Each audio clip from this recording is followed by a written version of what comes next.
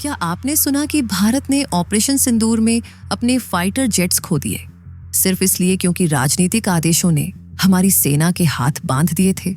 आज हम इस चौंकाने वाली सच्चाई को उजागर करेंगे और ऑपरेशन सिंदूर की पूरी कहानी शुरू से अंत तक आपके सामने लाएंगे। दोस्तों, एक ऐसी कहानी सुनने के लिए तैयार हो जाइए जो आपके होश उड़ा देगी। ऑपरेशन सिंदूर भारत का पाकिस्तान के खिलाफ लिया गया सबसे बड़ा सैन्य कदम, जिसमें न सिर्फ आतंकी ठिकानों को नेस्तनाबूद किया गया, बल्कि कुछ ऐसे फैसले भी लिए गए जिनके चलते हमें नुकसान उठाना पड़ा। इस वीडियो में हम बात करेंगे कि आखिर ऑपरेशन सिंदूर था क्या, क्यों शुरू हुआ, कैसे हुआ और सबसे जरूरी, कैसे राजनीतिक दबाव ने हमारे फाइटर जेट्स को आसमान से जमीन पर ला दिया। साथ ही हम आपको इस ऑपरेशन की पूरी टाइमलाइन, हर वो डिटेल देंगे जो आपको कहीं और नहीं मिलेगी। तो आखिरी सांस तक हमारे साथ बने रहिए, क्योंकि ये कहानी जितनी रोमांचक है उतनी ही चौंकाने वाली भी। 22 अप्रैल 2025 जम्मू कश्मीर के पहलगाम में एक ऐसा आतंकी हमला हुआ जिसने पूरे देश को हिलाकर रख दिया। पाकिस्तान समर्थित आतंकियों ने 26 बेगुनाह लोगों को मौत के घाट उतार दिया, जिनमें ज्यादातर टूरिस्ट थे। ये वो पल था जब भारत ने फैसला किया कि अब बहुत हो चुका, आतंकवाद के खिलाफ अब कोई समझौता नहीं। इस हमले ने भारत को ऑपरेशन सिंदूर की तरफ धकेल दिया, एक ऐसा ऑपरेशन जिसने न सिर्फ आतंकी ठिकानों को तबाह किया, बल्कि भारत पाकिस्तान के बीच तनाव को भी चरम पर पहुंचा दिया। लेकिन इस ऑपरेशन की शुरुआत में कुछ ऐसा हुआ जिसने सबको हैरान कर दिया। ऑपरेशन सिंदूर 7 मई 2025 को शुरू हुआ। भारतीय वायुसेना ने रात के अंधेरे में पाकिस्तान और पाक अधिकृत कश्मीर में 9 आतंकी ठिकानों पर हमला किया। इन ठिकानों में लश्कर-ए-तैयबा और जैश-ए-मोहम्मद जैसे आतंकी संगठनों के कैंप शामिल थे। भारत ने राफेल, सुखोई 30 और मिराज 2000 जैसे फाइटर जेट्स का इस्तेमाल किया और ब्रह्मोस, स्कैल्प और क्रिस्टल मेज जैसे हथियारों से सटीक हमले किए। पहले दिन के हमलों में भारत ने 100 से ज्यादा आतंकियों को मार गिराया, जिनमें वो लोग भी शामिल थे जिन्होंने 1999 में IC-814 हाईजैकिंग और 1990 के पुलवामा हमले को अंजाम दिया था। ये ऑपरेशन इतना सटीक था कि भारत ने दुनिया को दिखा दिया कि हम आतंकवाद के खिलाफ कितने गंभीर हैं। लेकिन दोस्तों, यहीं से कहानी में एक बड़ा मोड़ आता है। ऑपरेशन के पहले दिन भारत को कुछ ऐसा नुकसान हुआ जिसके बारे में सरकार ने शुरू में चुप्पी साध ली।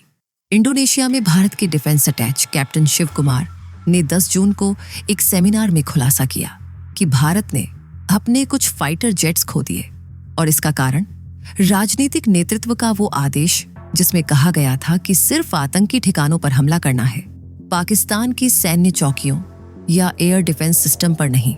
ये आदेश इतना सख्त था कि हमारे पायलट्स को पाकिस्तान की हवाई सुरक्षा को नजरअंदाज करने के लिए कहा गया। नतीजा, पहले दिन हमारे कुछ जेट्स को पाकिस्तान ने मार गिराया। अब सवाल ये उठता है कि आखिर कितने जेट्स खोए? इंडोनेशियाई एरोस्पेस एक्सपर्ट टॉमी टैमटोमो ने दावा किया कि भारत ने 5 जेट्स खोए, 3 राफेल, 1 मिग-29 और 1 सुखोई 30, साथ ही एक टैक्टिकल ड्रोन। लेकिन कैप्टन शिव कुमार ने कहा कि इतने जेट्स का नुकसान नहीं हुआ, पर हाँ, कुछ जेट्स जरूर खोए। दूसरी तरफ भारत के chief of defence staff general Anil Chauhan ने 31 मई को सिंगापुर में हुए शांग्रीला डायलॉग में स्वीकार किया कि पहले दिन कुछ टैक्टिकल गलतियों की वजह से जेट्स खोए गए। हालांकि उन्होंने पाकिस्तान के दावे को खारिज किया कि उन्होंने 6 भारतीय जेट्स मार गिराए।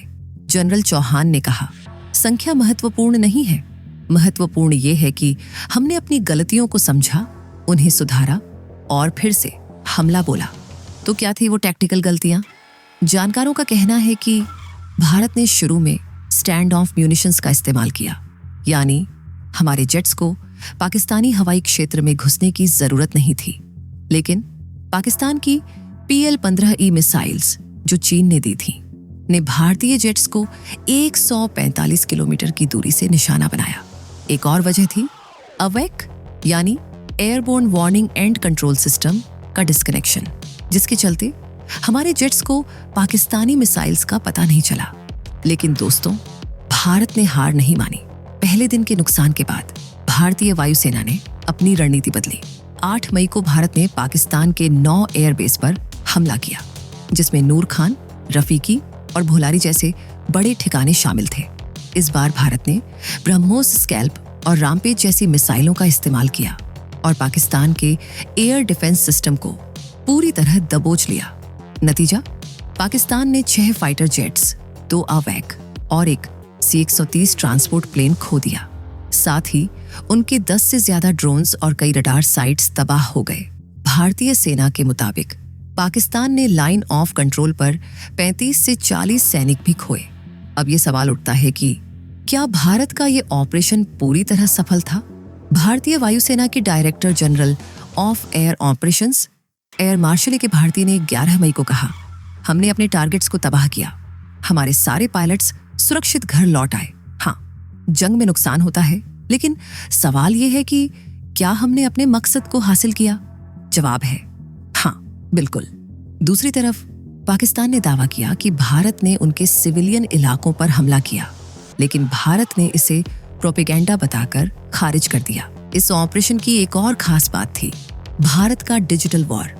सोशल मीडिया पर भारत ने पहले और बाद की सैटेलाइट इमेजेस शेयर की, जिनसे साफ हुआ कि हमने सिर्फ आतंकी ठिकानों को निशाना बनाया। लेकिन पाकिस्तान ने भी सोशल मीडिया पर कुछ तस्वीरें शेयर की, जिसमें दावा किया गया कि भारतीय राफेल जेट का मलबा उनके पास है। हालांकि भारत के PIB फैक्ट चेक ने इसे फर्जी बताया और कहा कि ये तस्वीरें पुरानी थीं। 10 मई को दोनों देशों ने सीज फायर पर सहमति जताई। अमेरिकी राष्ट्रपति डोनाल्ड ट्रंप ने दावा किया कि उन्होंने इस सीज फायर में मध्यस्थता की, लेकिन जनरल चौहान ने इसे खारिज करते हुए कहा कि भारत और पाकिस्तान के बीच हमेशा कम्युनिकेशन चैनल खुले थे। लेकिन सीज फायर के कुछ घंटों बाद ही पाकिस्तान ने ड्रोन हमले किए, जिसका भारत ने कड़ा जवाब दिया। अब बात करते हैं उस बयान की जिसने इस ऑपरेशन को और विवादास्पद बना दिया। कैप्टन शिव कुमार ने इंडोनेशिया में कहा कि पहले दिन के नुकसान की वजह राजनीतिक दबाव था। उनके इस बयान ने भारत में हंगामा मचा दिया। कांग्रेस पार्टी ने सरकार पर सवाल उठाए कि आखिर क्यों संसद में इस ऑपरेशन पर चर्चा नहीं हो रही। कांग्रेस नेता जयराम रमेश और पवन खेड़ा ने कहा कि सरकार ने देश को गुमराह किया और नुकसान की सच्चाई छिपाई। दूसरी तरफ भारतीय दूतावास ने इंडोनेशिया में सफाई दी कि कैप्टन कुमार के बयान को गलत तरीके से पेश किया गया। दूतावास ने कहा कि ऑपरेशन सिंदूर का मकसद सिर्फ आतंकी ठिकानों को खत्म करना था, न कि युद्ध को बढ़ाना।